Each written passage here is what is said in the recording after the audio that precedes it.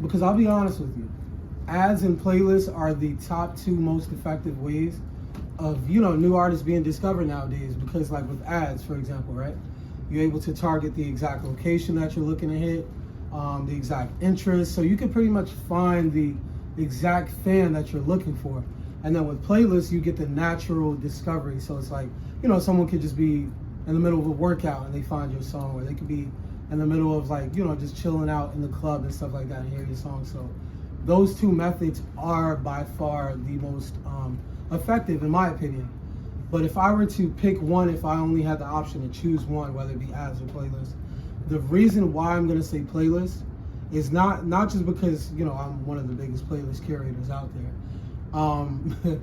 It's because when it comes to ads, right? Yeah, you are able to pick your location, gender, and everything like that.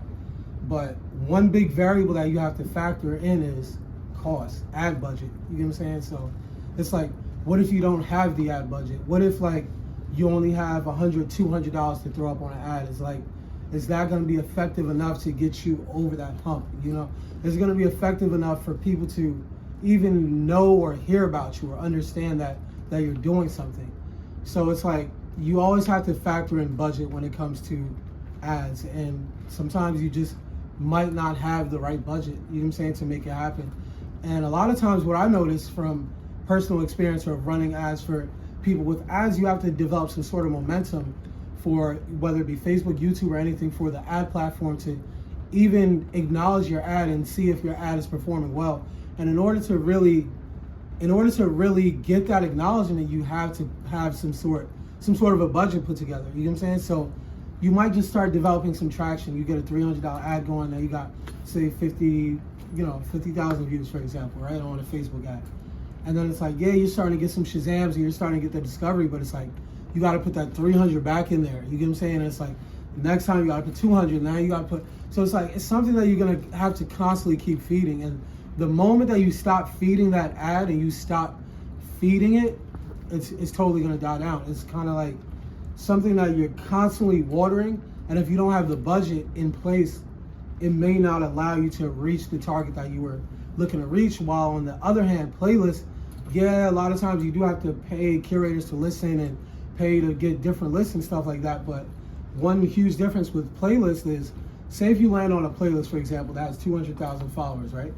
And there's other curators that are looking at that playlist, they're stealing songs from that playlist and putting it on their own playlist. So you end up getting the reach from the 200,000 followers on that playlist, and you're constantly being spun because the discovery is a little bit more natural. Like I said, with ads, somebody was looking for something and now you're bothering them with your music. So it's kind of like, if it's like, I was looking for NBA Youngboy and now it's this random artist that I don't know, it's easy to press skip, and you can skip an ad in 5 seconds on YouTube.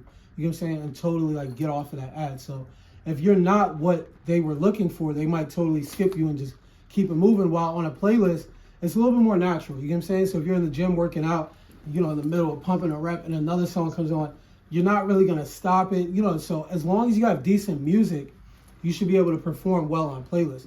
And that's not just workouts. So if you're in a club or if you're in a barber shop or anything like that, people are less likely to skip the song because like playlists are more trusted. You get what I'm saying? So it's like, when people listen to playlists, they believe that there was someone that sat down and actually curated this to perfection. And, the retention is much longer. So if you run an ad and your retention is about 15 seconds, but you have 50,000 views, it's not as effective as 10,000 views with a minute retention. So it's like, you want people to absorb as much of your content as possible. And that's only going to happen in a natural way, which is through playlisting. So if you need help with playlisting, if you need help with ads too, because we also assist with that, I totally think you should do both. There's not one that I would significantly outweigh over the other, but I highly recommend you do both. You want to do a little bit of ads and you want to do a little bit of playlisting, but if you need any assistance with any of that, you just holler at me. Welcome to Success by Stiff. It's your boy Stiff Lauren. We out.